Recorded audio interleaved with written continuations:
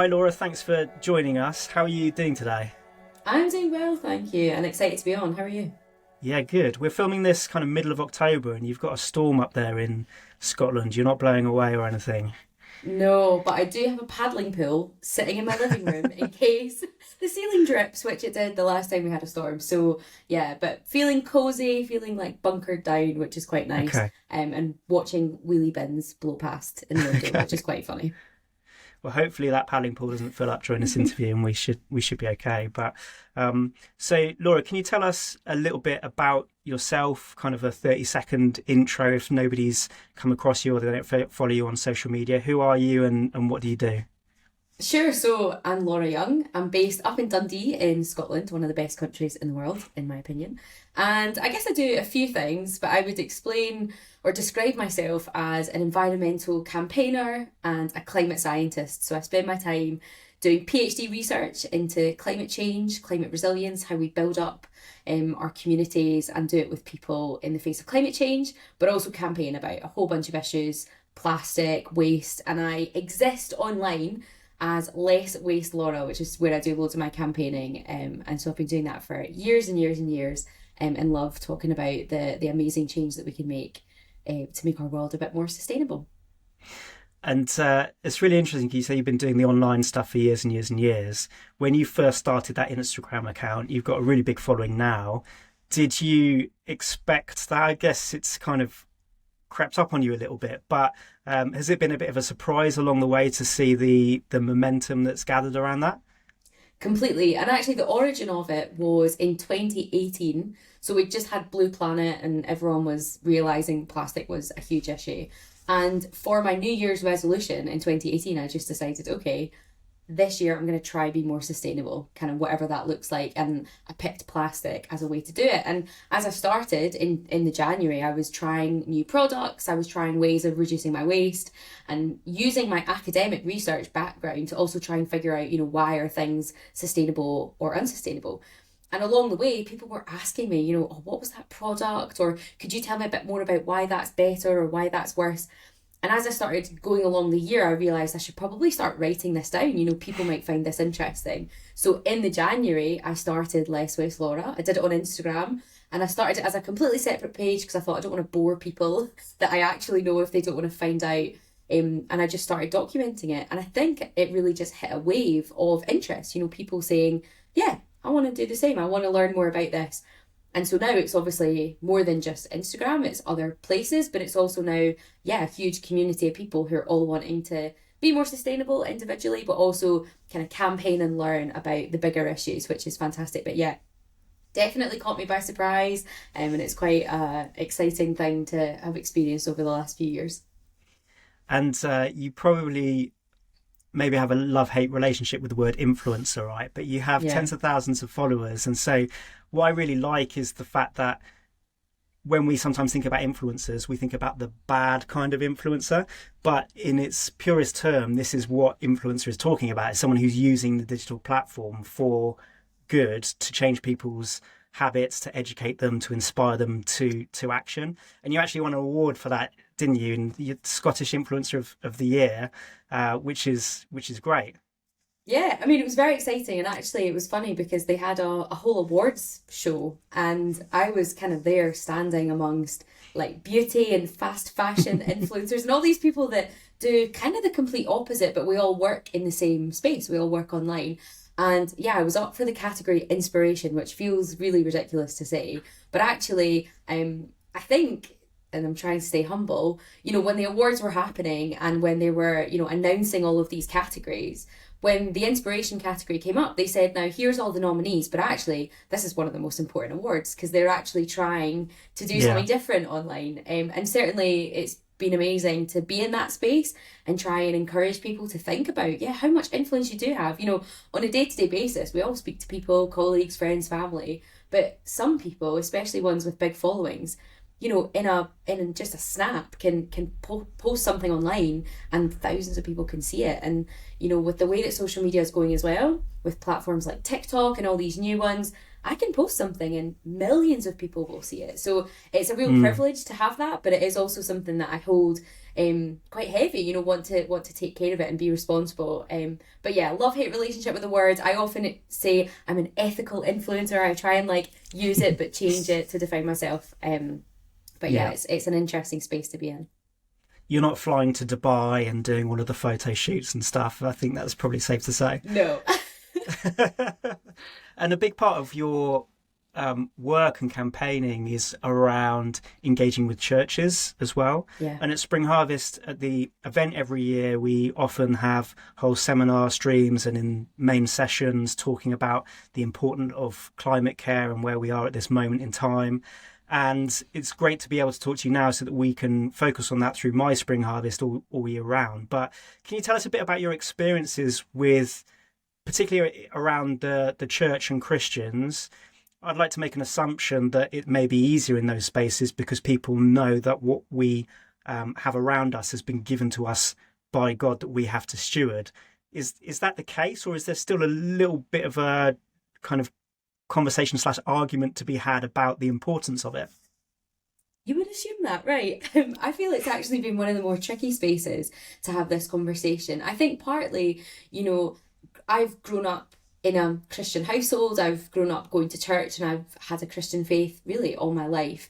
But my environmental passion or my environmental values were never related to my faith up until I sort of started going to university and started thinking about this. And partly that's just because I'd never really heard creation care or climate justice or environmental issues being mentioned in church. You know, we just spoke about different issues. We often spoke about poverty and about people and about evangelizing, but we didn't really speak about the physical world. So I guess that meant I grew up thinking, okay, well, my environmental stuff is good. Obviously it's good. We want to care for this planet, but it was never something I related to my faith. But actually, as I've been on a journey with that myself and with other people, with my old minister that I grew up with organisations, Christian organisations working in this space, there's actually loads that has been done to sort of unravel what we know as the gospel and what we know as the Bible and what we know as what it should be to be a Christian, to reveal that actually creation care and climate action is at the heart of it. And I find churches are a really interesting space because often they can be quite standoffish because sometimes they feel like it's a criticism, you know, why are you not talking about this? But actually, I like to frame it as an opportunity. You know, it's a massive opportunity for the church to show what we're doing as hands and feet of God on this planet, to show our love for our neighbour in a really tangible way, and to look at the Bible in a different lens. You know, actually looking at creation care is about getting the opportunity to dive back into the Bible and say, okay, what does it say about our changing world, our changing climate? And there's so many bits of the Bible that talk about, you know, being eco-friendly, looking after the planet, looking out for people who are impacted by environmental issues. But you just have to kind of spot it. But I certainly know that there has been a really great journey. And I think, you know, if we cast our minds back to 2021, that was when there was this big thing called COP26, which is the United Nations Climate Summit. And it travels all around the world every single year. But in 2021, it came to Glasgow, which is where I'm from. And loads of churches suddenly realised, okay, this big event is coming to our doorstep. There'll be hundreds of thousands of people coming. We should probably have a think about what we're going to do and how we're going to interact. And I think moments like that were really good for sort of galvanising the church to think about, okay, what does this mean for us as a congregation, as a local community, and as individuals, as Christians who have influence beyond just ourselves. But yeah, you would think it's easy, but it's often not. And I think sometimes, though, it's just because there hasn't been that connection. You know, it wasn't spoken about in churches, or you don't see environmental people talking about their faith necessarily as part of their work. And why do you think it wasn't talked about in churches on Sunday mornings? It's increasingly talked about, but why do you think there was that gap? I think a couple of reasons. I think the first one is that it was maybe seen as a fringe issue. You know, that's a really nice to have. If we've got the time, we'll talk about local environmental issues or climate change, but ultimately there's more pressing issues. I think that's something. And the problem with that is it's just not a connected, joined up thinking approach. Because actually there are loads of churches, millions of churches around the world, and millions of Christians who care about people in poverty, who care about people living day to day with oppression over them. but they don't quite recognise that climate is pushing people further into poverty, or that climate change is physically moving people around the world and, making them vulnerable to all sorts of other injustices. So actually, if you care about justice, and if you care about the gospel and sharing the gospel, that's got to include recognising environmental pressures that impact people. So that's definitely the first one, the kind of fringe issue, not really a core part of our church's mission or our church's theology. And then the other one is about the end times. It's what we think about at the other side. And I think there is this traditional evangelical approach that is, well, this world is not coming with us, so what's the point in doing anything to try and shape it? But I guess the quickest way to sort of put that argument into perspective is, well, this physical body that I have is not coming with me. I know that, you know that, we know that. But if I get unwell, if I break a leg, if I get tonsillitis, whatever it might be, I'm going to look after my body. I'm going to go and get some penicillin, or I'm going to get a cast on it. I'm going to rest. I'm going to look after this vessel, even though I know it's not coming with me. And I think it's that recognition that my body is a gift from God to house me on this planet while I'm here. And it was a gift, and it's part of creation, and I should respect it and look after it. I think we just disconnect ourselves from the rest of creation when it comes to that. Yes, this world's not coming with us, but actually it's our home. In Genesis, we were given responsibility to look after it. So looking around, we can recognise when we're not taking care of it. And so I think it's about challenging those two arguments of fringe issue and what's the point because it's not coming with us, and actually looking at it from a whole world perspective and a whole gospel perspective and saying, well, actually it is really important because it's a gift. We were given responsibility for it, and to love our neighbours, we need to look at everything that's impacting them. And in the time that you've been doing this work, have you seen a shift in that from, the two reasons that you just gave? Is there a level of encouragement that you take, or do you think that there's still a way to go?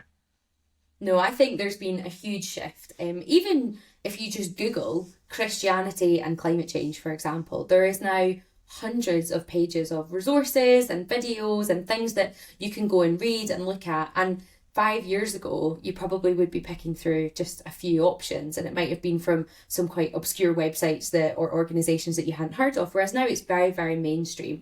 And I think churches have recognised that, one, they've got responsibility for their local area. What can they do with their land or their building to really help alleviate some of these issues? But then also recognising that, if you care about poverty in the UK, poverty abroad, or you care about trafficked individuals, actually you need to, recognise the role that climate change has to play in all of that. And I think there has been a good journey, and there's now sermon series on it. Like you said, there's big conferences that are including, the conversation of climate change. And so I think, it's been great. And actually it's now easier to have that conversation. The door is definitely a bit more open. And there is also just Christians talking about it more, publicly, online, or in their work. And I think that's absolutely crucial as well. Yeah, it's certainly moving in the right direction, isn't it? Even though there is work to be done, there isn't. It's felt like in the last 5 years in particular, but 10 years, there is a shift in the church, which is great.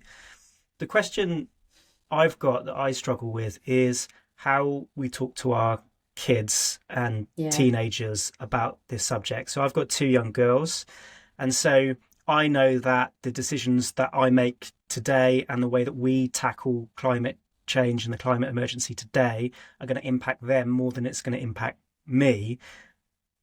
Is you've done resources, school packs. I see you've done some stuff on BBC Bite-Sized Revision as well, which was great because I remember that from 20 years ago. So to see that still going, brilliant. So you've explored this topic of how we engage children and teenagers with it.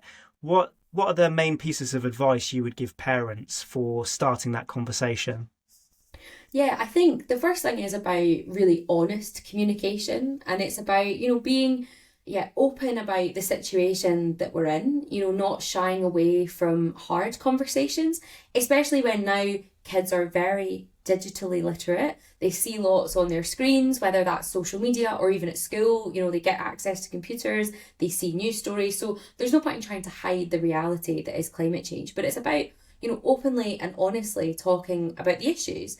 But I think also it's about doing it in a way that's accessible and creative, doing it in a way that they understand. So as part of my PhD, I go and sit and look at all sorts of jargon-filled academic papers that are so boring and have all these graphs in it, and it's, mind-numbingly boring to go through. But actually, what's in there is really rich information about the state of the planet. And so it's about taking the stories, the science, the things that we hear, and translating it in a way that kids understand, and being creative with it. And I know that the stuff I've done with the schools pack and BBC Bite Size, it's about communicating it in a way that is fun and engaging, but is also very factually accurate, and not taking bits out because we think that's a bit scary, or taking it out because we don't want them to see the full picture. So I think that's, really, really important, but also linking it to what they're interested in. So when I'm chatting to kids about it, they might not be interested in wildlife or the environment kind of like at their core, but they might be interested in football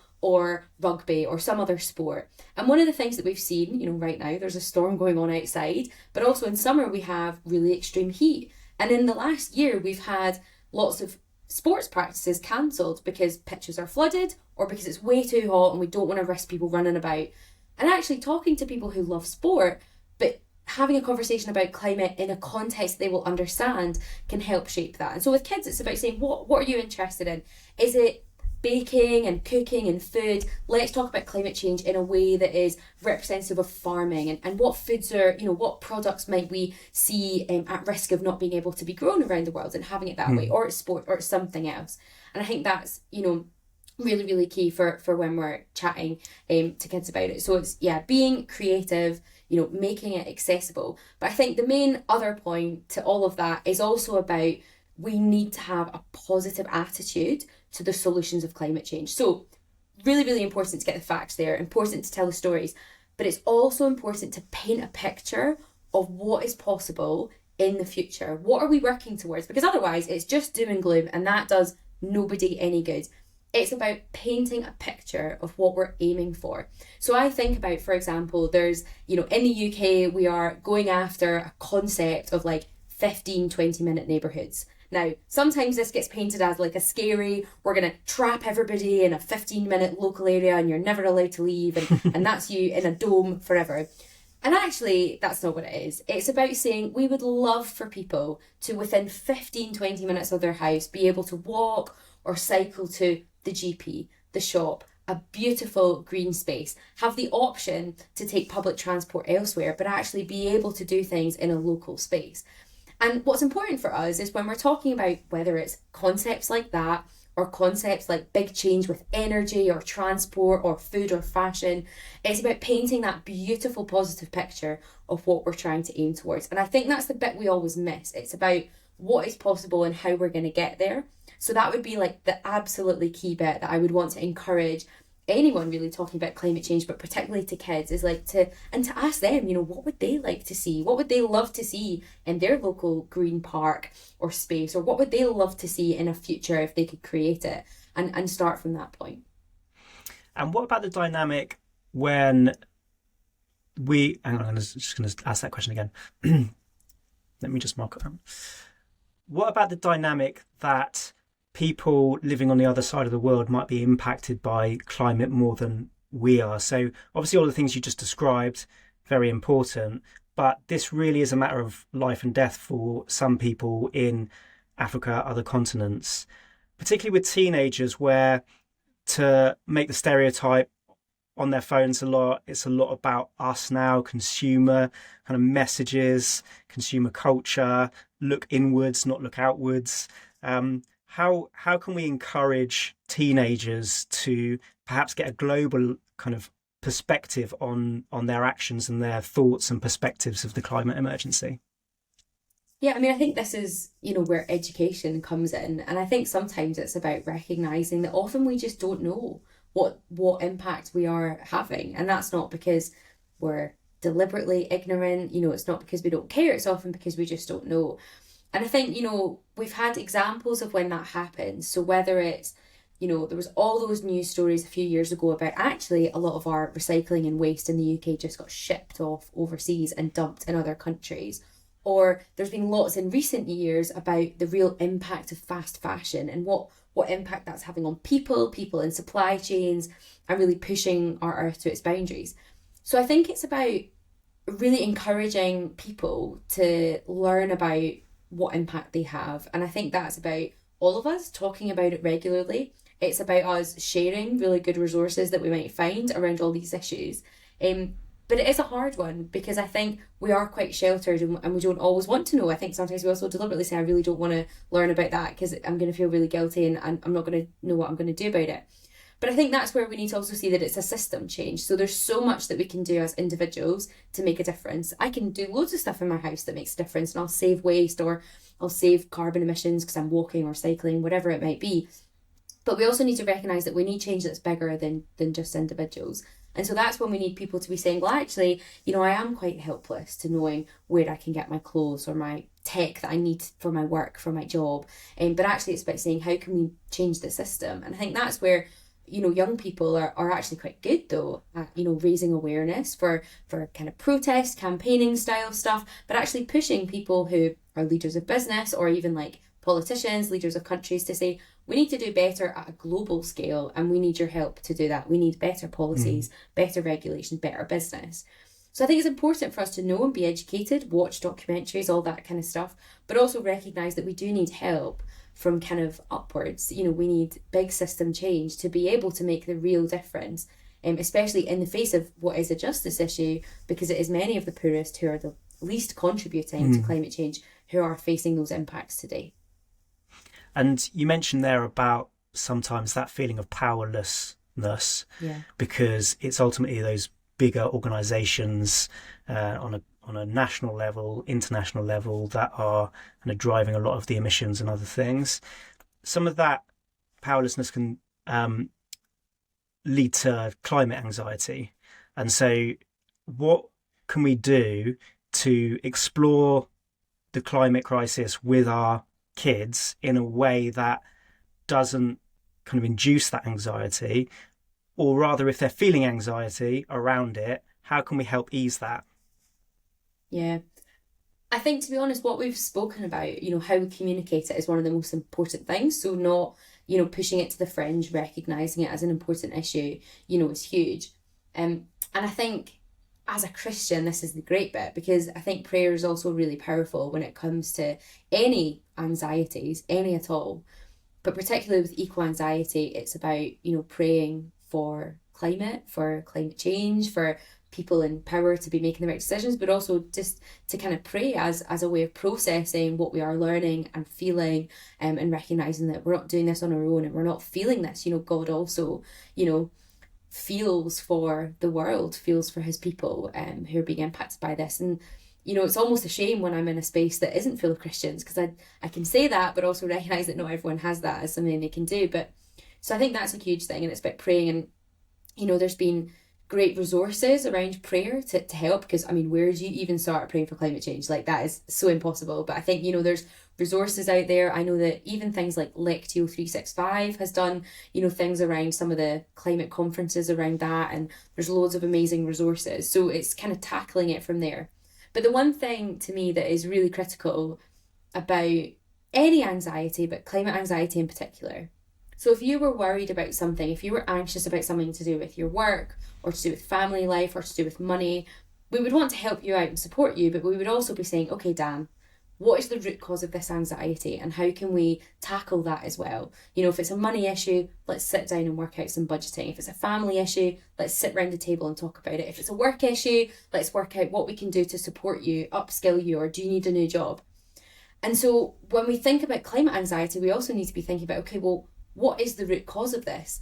Yes, we can pray, and yes, we can do some wellness activities to try and feel better, but ultimately this anxiety is not going to go away until we start putting in rapid climate commitments. And so, as a church or as a parent or whatever it might be, if your child or a young person, comes up to you and is talking about this, I would want to support them and talk about it, but I'd also say, right, let's do something. Let's get some action out there. And it might even be something as small as, okay, what can we do in our house that will help, make us feel like we're doing something, but also start to make that change? Or as a church, okay, you might have a building, you might have some grounds. Let's actually start implementing some stuff locally. Let's get some community groups involved. Let's talk about it. it doesn't mean you need to become a full-blown campaigner and try and change the world. But I think, you know, too often when we talk about climate anxiety, we just talk about, let's do some wellness activities and some deep breathing, or let's go for walks, and all of that is so important. But what's actually important is tackling it. You know, if you said to me, I'm in anxiety for this reason, I just let you, you know, continue with that problem, I'm not a very good friend. So it's about addressing it. And so I think that's the main thing we need to look at, is also how do we address that. So, you know, I've seen so many churches doing great stuff, whether it's committing to do some sermons around climate justice, or saying, yeah, we've got some grass, we've got some grounds, let's do something locally to help with biodiversity or whatever it might be. And that's where you see young people most inspired and most, you know, really motivated and definitely lifted out of that climate anxious space. That's really helpful, actually, focusing on the action, because that then combats, you know, the feelings of not being in control and not having the power. And it's those little actions that, you know, ultimately will make a difference, but also just empower people. Just to finish, have you got any recommendations or examples for parents that they can maybe get their kids to do, maybe do as a family, that will be tangible actions to kind of make a difference? Yeah. I mean, even so on my website, so just look up lesswastelaura.com, there's a skills pack, but it was actually a resource that I made in lockdown. So it was designed that parents could use it at home with kids, or it could even be used in like church groups. It could be used for anything. And it's just got some cool ideas for learning about some of this stuff, but also thinking about actions that you can take. So definitely check that out. It's just available as like a PDF. But I think also looking to some Christian organisations who've got resources around this to link it to faith. Because if I'm honest, my environmental campaigning was meaningless before I connected it to my faith. And that is, you know, me being really honest about, it was just something that I thought was good to do, but now I've realised actually it's a calling for all of us. And so I think that's so important. And I think looking up, you know, organisations like Youth Alpha have done some amazing resources about climate and climate change, and especially this younger generation. Tear Fund have got some amazing resources. There's one called Christianity and Climate Change with a climate scientist and Christian, Catherine Hayhoe. And there's another one coming out soon in later this year, by the end of 2023, that's what year we're in now. And it's me sitting down with other Christians from other Christian organisations talking about how climate change intersects with the work that they do. So these resources are helpful to just, dive in and think about it. But honestly, one of the biggest tips I could do, or like resources, would be the people around you. Start asking people, hey, I'm sort of interested in going on a bit of a journey with climate activism, or maybe not even call it that, you know, just environmental sustainability. Just find a word that suits what you're looking to do. And there will be so many people that say, actually, I'm really interested in that too. I've got a real passion for gardening and biodiversity, or I've got a real passion for cycling and active travel. I've got a real passion for mending, you know, clothes or whatever it might be. And slowly you'll bring together other people that can help and share resources. And you might even be able to make a wee eco group or something cool. So I think, you know, actually the people around you are a resource and a place to go to. And I think for young people particularly, it's supporting them in that with people who can share that knowledge and share that experience, and support them in what they're wanting to do as well. That's great. That's really helpful. Thank you, Laura. And thanks for your time talking us through that. It's really important. What's next for you? You're studying a PhD at the moment. Is there anything else on the horizon that you're going to be doing? Wow. Yeah. So I'll be doing this PhD for another 3 years, which is daunting to think about, but also exciting to be kind of back in the research field. And I'm doing all my campaigning. And so the biggest thing I'm doing campaigning on just now is about disposable vapes, which is a bit of a random thing that came sort of left of field, but, you know, a huge issue in waste, in youth vaping and public health. So yeah, continuing to campaign on that. But also, engaging in all the different projects that I'm doing. I'll be off to COP28 later this year. So again, looking at climate change from the kind of global perspective, and just, continuing to champion. But ultimately, it's just about seeing what comes my way, and also praying, you know, and asking God, what would you like me to work on next? You know, what are the areas that you see coming up, and just being open to that. So studying away, but also lots of exciting projects. Keeping busy by the sounds of it. And just remind people where they can find you online. So I am online, I think pretty much everywhere, and my handle is Less Waste Laura, and you'll find me there. Great. Thanks for talking, Laura. Thank you.